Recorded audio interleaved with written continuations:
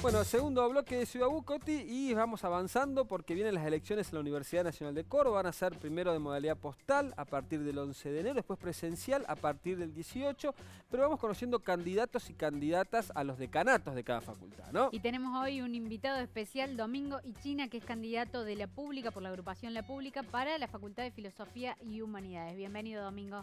Gracias por recibirme aquí en el programa, muy agradecido. Higuina, perdón, ¿no? ¿Es italiano?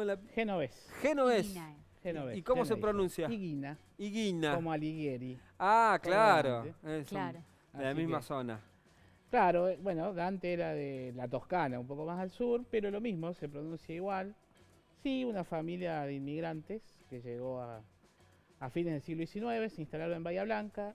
Mi padre vino a estudiar a Córdoba y acá me quedé. Perdón. Naciste en Córdoba, En Santiago del Estero. en Santiago del Este. Sí, son esas vueltas, pero me crié acá, en Alta Córdoba. El apellido de usted está emparentado con la historia aquí en Sí. esta provincia, Sí, ¿no? gracias. Por ¿Sí? recordar a mi padre, sí.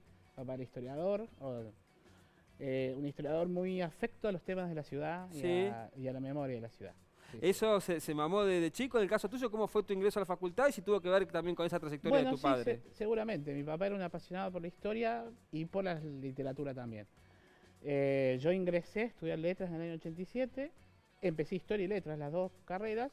Me decanté por letras, probablemente porque, no sé, la imaginación probablemente que había en la literatura me ayudaba a vincularme mucho más a, bueno, imágenes, sonidos, deseos, ideas que uno tenía en aquel momento, sobre todo sobre América. Yo había empezado a viajar y la verdad es que me apasionó la literatura latinoamericana, la argentina, y bueno, continué la carrera de letras. Y bueno, estudié la carrera, me recibí y tuve la oportunidad de poder seguir estudios de posgrado y entrar como docente en la universidad con el tiempo. ¿Cómo fue ese paso de la universidad? ¿Cómo la viviste en aquel momento? ¿Cómo era la universidad ahora y cómo la comparás con lo que es en este momento en la Bueno, actualidad? yo entré en una época muy especial, todas las épocas son especiales. Yo entré en el año 87, la democracia y la dictadura estaban a flor de piel, ¿no? Yo tenía una experiencia de niño y adolescente de la dictadura, pero uno podía advertir las heridas profundas que había dejado ese sistema terrible en la universidad. Entonces me tocó ver la transformación de una universidad que venía pensada por los poderes fácticos y conservadores a una transformación democrática, pero que por supuesto encontraba obstáculos, ¿no? Y en ese, digamos, momento de ebullición de la universidad yo empecé a estudiar y también a militar en la facultad. Yo tengo militancia prácticamente desde que entré en las agrupaciones independientes o más o menos identificadas con un pensamiento, digamos, popular y de izquierda. Y mantuve prácticamente mi militancia todos los años de cursada. Y ahí se fue perfilando mi deseo por trabajar sobre problemáticas latinoamericanas. De hecho, mi cátedra es pensamiento latinoamericano. Y desde ese momento también entendí cuál debería ser, o va a entender, uno va comprendiendo de a poco cuál debería ser el papel que la universidad debería tener en la transformación de la sociedad y la propia Facultad de Filosofía, que bueno, debería ser un espacio crítico, de hecho lo es, pero necesita siempre reinventarse, porque si no, no se trata de un espacio crítico, sino de cierta comodidad que finalmente queda entre nosotros, ¿no?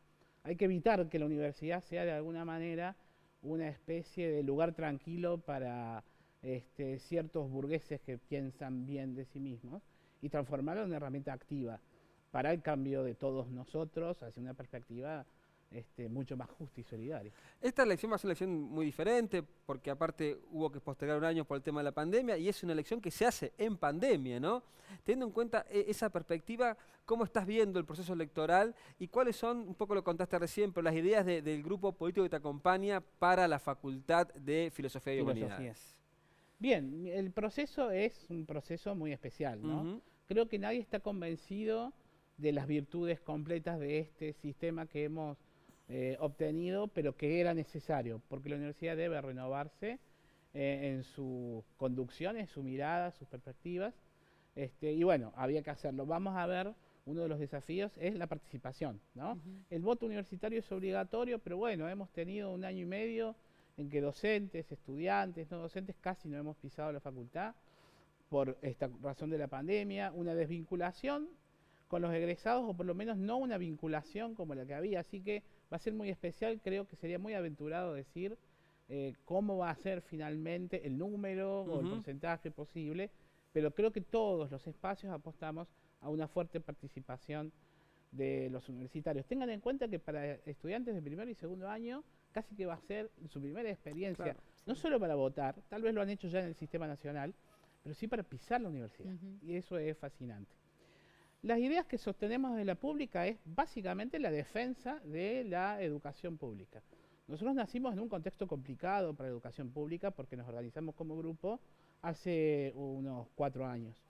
Digamos, y el objetivo fundamental es transformar a la Facultad de Filosofía en una herramienta crítica, pero a partir del aporte de todos, el aporte plural de nuestra facultad y de los 4 claustros, para lograr de alguna manera enfocar la universidad en los problemas de nuestro tiempo, pero de una manera crítica, ¿sí? Y con un fuerte anclaje en el territorio y en una dimensión latinoamericana.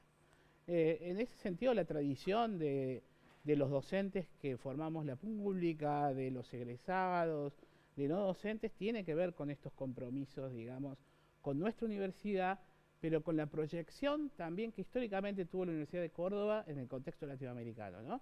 Ustedes recuerden que nacimos como para vincular una idea imperial de universidad, y la tenemos que transformar porque esos restos, ese como pecado original de ser una universidad colonial, tiene que transformarse. La universidad está en eso desde el 18, pero eso debe ser constante. Y hay una vocación latinoamericana porque la reforma reafirmó esa vocación latinoamericana.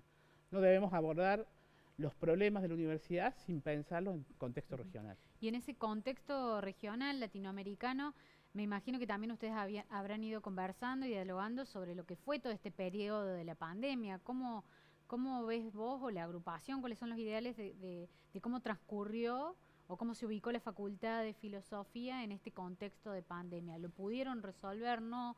¿Qué relación hay con el contexto regional? Obviamente que sorprendió a todos, sobre todo el impacto final que tuvo esa pandemia, ¿no? Cuando todos creíamos que podía ser cosa de 20 días y un mes, y luego se traslada a todo el año y continúa, desde el punto de vista de la organización de la facultad y el dictado, yo creo que se sortearon relativamente bien los problemas, pero sobre todo gracias al esfuerzo de todos los trabajadores en general, docentes, no docentes, y también de los estudiantes que comprendieron la situación. La facultad tiene limitaciones, pero también tuvo algunas deudas en cuanto que demoró algunas respuestas. Sin embargo, fueron formas que ayudaron a superar ciertas limitaciones. Yo creo que ahí, sin distinción, docentes que participan de la gestión y los docentes que no participamos de la gestión, estamos de acuerdo en que se ha hecho un esfuerzo interesante, algunos diremos suficiente, otros diremos insuficiente. Con respecto a la región, había siempre un vínculo, y hay un vínculo muy especial con universidades brasileñas por diversos convenios de intercambio. Esto se agotó en buena medida por circunstancias macropolíticas, digamos, pero además la pandemia afectó mucho relaciones de intercambio, ¿no? Entre equipos de investigación, docentes, investigadores, estudiantes, digamos, y eso realmente va a ser una cosa difícil de recuperar, pero que es un proceso que hay que empezar, hay que retomar. No podemos producir conocimiento válido para nuestras sociedades si nos quedamos dentro de nuestros muros y dentro de nuestras fronteras. Debemos salir de los dos límites, y en ese sentido el único modo de pensar una América Latina que produzca un conocimiento valioso y que lo reconozcamos nosotros como valioso es esto: promover el intercambio, el encuentro y el debate. Tenemos que movernos, la pandemia nos lo impidió, pero eso hay que recuperarlo. Domingo, recordanos entonces la agrupación y quién te acompaña en la fórmula también. Bien, la agrupación es la lista 45, la pública, de la Facultad de Filosofía y Humanidades, y yo voy en fórmula con Mirta Bonin, que es doctora en antropología, titular de la Cátedra de Arqueología Pública, que tiene una larga trayectoria en el campo de la antropología y en el campo de la museología. Fue mucho tiempo directora del Museo de Antropología y fue secretaria de Cultura de la universidad, digamos, ¿no? Así que confío mucho en Mirta, que tiene una vasta experiencia de trabajo y gestión. Yo la tengo más modesta, digamos, más a nivel de facultad, pero creo que con el equipo de docentes, no docentes, estudiantes y egresados que conformamos, podemos aportar a dar una vuelta de tuerca interesante para nuestra facultad. Muchísimas gracias, Domingo Ina. Gracias por estar aquí, presente en los debates. Lo vamos a ver en los debates ya a partir de la semana. Exactamente. Bueno, Así que le agradecemos el tiempo dedicado aquí. muchas gracias a ustedes, muy buenas tardes. Bien. Bueno.